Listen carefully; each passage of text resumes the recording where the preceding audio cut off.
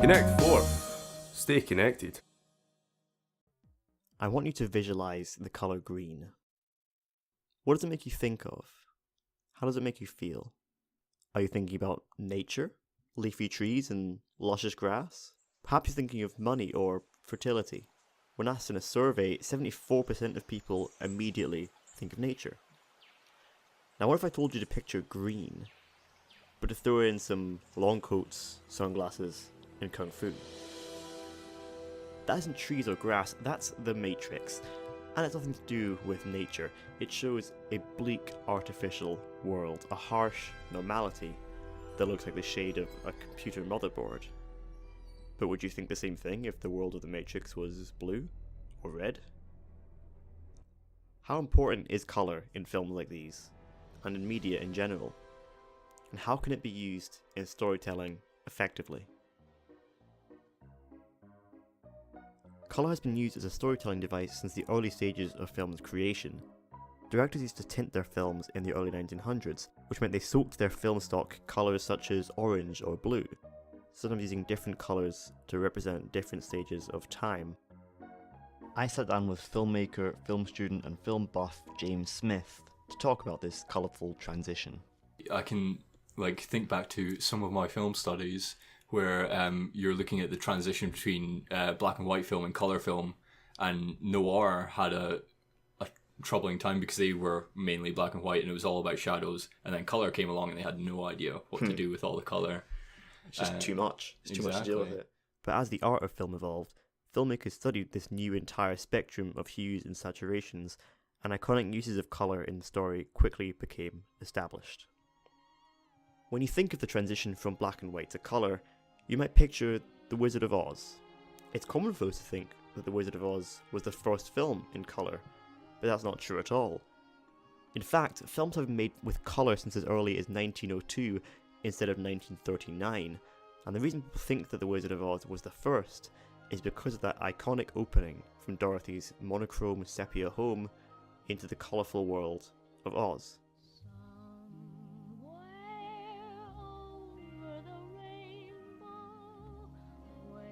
It may not have been the first in colour, but it was the first impacting use of associative and transitional colour used purposely for a story.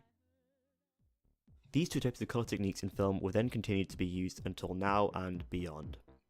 Associative colour is taking colour and using it relative to a certain subject, in order to make the viewer link that colour with that subject. For example, The Sixth Sense uses the colour red to indicate death, and is used specifically throughout the film to make you link it to the theme of death and the paranormal.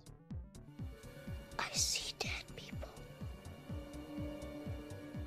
Subtle uses like that can be hard to pick up on, however. It can be used more simply, in movies like Star Wars or Tron, with blue representing good and red representing evil. However, no colour is exclusive to any emotion or idea, and so any colour can be associated with any subject if linked well. While The Sixth Sense uses the colour red to associate with death, American Beauty uses it to represent passion and love. More recently, Blade Runner 2049 has used shades of orange to represent not only the birth of new beings in modern facilities, but the demise of their past in irradiated wastelands. In Harry Potter and the Order of the Phoenix, the character of Dolores Umbridge is dressed in obnoxious pinks to contrast to the school's greys and blues, not only making her look like an outsider, but a fake and irritating one too.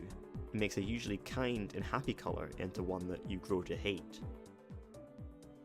Because you know, deep down, you deserve to be punished. I can't continue talking about colour so simply, though. The foundations of colour can change everything about the final result, if altered even slightly. Colour in media can be split into three main properties: the hue, the saturation, and the value. The hue is what colour you're choosing to use, whether that's red or yellow or purple. The saturation is the intensity of that colour. It shows colours as bold and vibrant or pale and muted. And then there's the value, which is how dark or light your colour is. If you change the hue, you change the base feeling people get. Would American Beauty and The Sixth Sense show the same themes of death or love if the colours they used were blues or greens? Probably not. If you change the saturation, you could be changing how intense or bold you want the association to be. Intensive yellows and eye-catching blues might seem out of place if you're trying to build a more realistic or somber world. And finally, the value of a colour can create quite a simple alteration. If you make a colour darker, it could establish darker themes, and vice versa. A final technique I must mention is the second use of colour in storytelling, which is transitional colour. This is when colour is used to show some change in character, plot, or setting.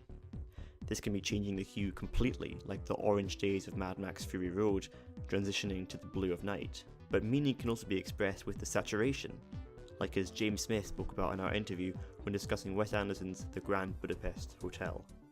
If it was in black and white, or if it was just like boring color grading like the Marvel movies, it would lose completely, like probably about 75% of its charm.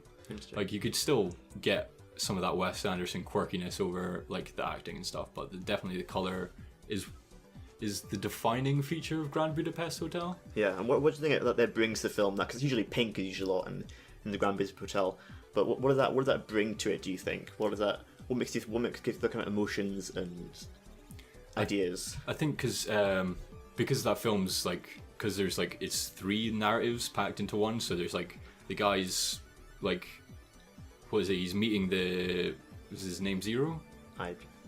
Yeah, but the guy who inherits the Grand Budapest Hotel, that's like more normal color grade. That's what you see in a normal film. And then when you go back, it's more pastel. It's like softer colors, like pinks and purples. So it's kind of the imagination telling a story, same way that they've boxed it in with the aspect ratio. That example uses hue with actual colors, but the soft pastel nature that James described is an example of a saturation change. Value can be used in clothing to show a transition, like in Baby Driver, with Baby's grey clothes getting darker and darker throughout the film as his morally and legally grey area grows more dangerously criminal. What is your name? Baby. Wait, what? Your name's Baby. B-A-B-Y, Baby. Yeah? Perhaps colour might seem like an obvious topic to study in film, but often it can be overlooked. I bet there are a couple of examples I've mentioned that you never associate personally, and that's okay. Media always has layers, meanings, and ideas that one could unravel for generations. But before you delve into the hidden details, the complex themes, or the analysing of dialogue, take a look at what's in front of you. Colour is a puzzle hidden in plain sight, and it can create a world of meaning you never knew before. So when I ask you to visualise the colour green, are you still thinking of trees? Or do you hesitate? I know Kung Fu. Killing in the name of...